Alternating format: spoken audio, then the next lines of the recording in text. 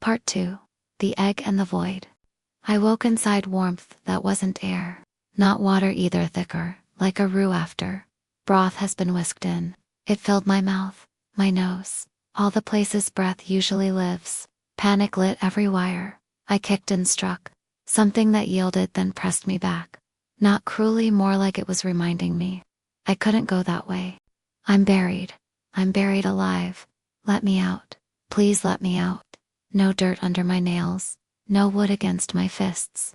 Only a soft, living wall that pulsed like a throat. Okay, I told myself, the word bubbling in my mind instead of my mouth. Okay, Rachel, inventory.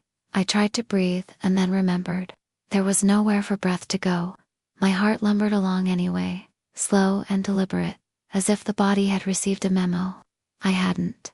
Oxygen suspended. Duties continue. I'm not breathing, I said to the dark. And I'm not dying. Modern medicine had never prepared me for that sentence. Every training drilled breath first, circulation second. ABCs. Somewhere an instructor's voice rattled around my skull. Useless and offended. Am I dead?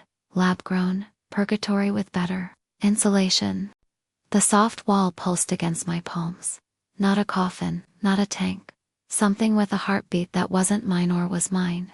Altered, counted in a different ledger. Slow down. I ordered the shake in my limbs. Slow down. Panic was a match I couldn't afford to keep striking. I pulled the oldest trick I knew from night shifts and ambulances. I gave myself a job. 5 things, I whispered to whatever part of me was listening. 5 things I can feel. The list arrived like bread. 1. The walls yield warm and alive. 2. The weight of my arms not heavy, but hugged. 3. The thrum at the base of my skull, steady as a metronome. 4. The faintest answering hum, like a refrigerator, far away. 5. The ache that grief had set on my sternum, and refused to move. Time folded over itself. I slept because there was nothing else to do, and woke to the same warm dark. Each waking arrived with the same 2 thoughts. Where are my children and you? Already know. Grief found its way in, like water finds a crack.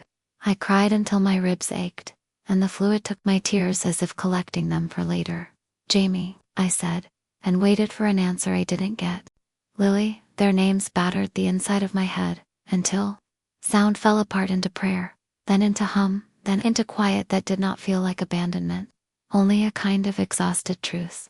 Talk to me, I begged the dark. Somebody talk to me. Change arrived like a hand I couldn't see, a presence warm and intent touched. The edge of thought, not words. A pressure. A temperature shift. My mind flickered with a picture that felt like memory, but wasn't mine.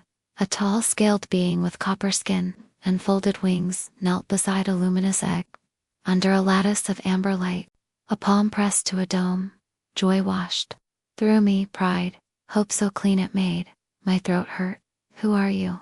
The question went out like a flare. Where am I? No reply in Lee. Another cascade of knowing, not knowing, more pictures. Not like a movie. More like standing inside someone's breath. A lavender sky over a plateau and wings. Skimming the wind. A valley with 6-legged grazers misting. The morning hands my hands. But also, not my hands coaxing plants that glowed. Because you crooned to them nicely. The images carried feeling like a scent. Reverence. Competence. The humility of being small in a place that loves you back. The egg, I said, stupid and right at once. You're an egg. The egg that held me wasn't only shelter. It was a tutor with very patient methods. Whenever panic shivered, the surrounding warmth deepened a degree, the way you tuck a blanket under a sleeping child without waking them. Whenever I tried to thrash, the membrane firmed, not punishment. More like gentle hands on flailing wrists, saying I'm here. Be here too. And my body, I hesitated. What did you do to me? Not accusation. Inquiry. I took inventory. Again, and the answers came back changed. My fingers had an extra joint that bent like it had always been meant to exist. My shoulders recognized a new architecture. Muscles unfurling around structures that nested against my back. Wings lay folded there. Not yet good for anything more than decoration. I should be afraid, I told the not tear. The not me. Why am I not afraid? No. Answer only the sense of a knot slipping. Free relief, but older than relief. It felt like sliding a dislocated joint back where it belongs. But memory is a faithful animal. It sat down beside me and refused to move. I remembered Texas. The trailer that clicked in.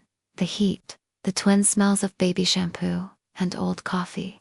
The weight of my ragged hands. The blue of a tarp. I will always hate the way death arrived, not as a fall, but as an unbuttoning. My children's hands, one sticky with syrup, one solemn and dry, threaded through the weave. Of me, I'm still your mom, I said into the warm, quiet. I don't know how that works here, but I am. With no air for songs, I sang anyway. Humming their lives in my bones, I found the tiny bee tune because it knew the route to my throat without help. The egg warmed, answering like a hand over a hand. Maybe you hear me, I told them. Maybe you don't. I'm going to sing just in case. Sometimes I bargained. Take me back, I said. Just for 5 minutes. I'll make pancakes. The list ran out where breath would have. Other times I raged. How dare you? Though I didn't know who you was.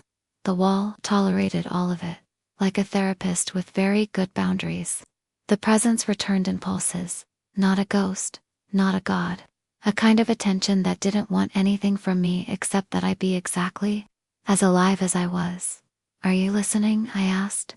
The hum shifted lower, a purr my body recognizes. From a species it's never met. The last piece clicked into place like a puzzle I didn't know I was working. Not a sentence, more like a chord resolving. I understood without words what had happened. There are watchers between storms. They are not a people so much as a task. Memory weavers. My mind named them, though I don't know if the name is theirs or mine. When wars tear holes in the quiet between stars, they listen for endings that refuse to be only endings, minds whose last acts are love. They catch those patterns and graft them into lives about to begin, not by theft, but by a consent older than language. Is that what you did? I asked the warmth. Did you catch me? The answer wasn't yes, so much as held. The last imprint of my mind beside a child's grave had sent a flare only a certain kind of being can read. They carried me as song, as light, as code, into an unhatched promise that could bear me. Not possession, not replacement. A braid. I am not a ghost wearing a child, I told myself. Testing the edges. I am a braid. 2 histories learning to share one set of bones. That thought made me sob in a new key.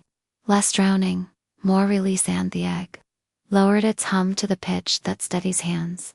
My pulse followed it like a student matching a teacher's metronome. Okay, I said when I could think again. Okay, new rules. I set them like stones in a circle. Rule 1. Feel what is true in this moment, not the moment before. Rule 2. If panic comes, sing first. Rule 3. When the pictures arrive, say thank you, even if they hurt. Rule 4. Remember home, without letting home consume you. Rule 5. If there's a birth on the other side of this, meet it with purpose. With purpose, I repeated, and the wall gave the smallest, surest press in reply, as if a hand had met mine through a velvet curtain. I floated and did not float, slept and did not sleep. The presence visited like weather that knew my schedule. I practiced moving my changed fingers until the new joint felt like an old friend.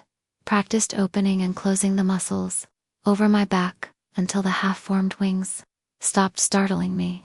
I counted heartbeats, lost count, and decided losing count could be good too. Jamie, I said when grief circled back. Softer lily. I told them about the lavender sky and the 6-legged grazers and the plants that opened because someone asked nicely. I don't know where I'm going, I confessed.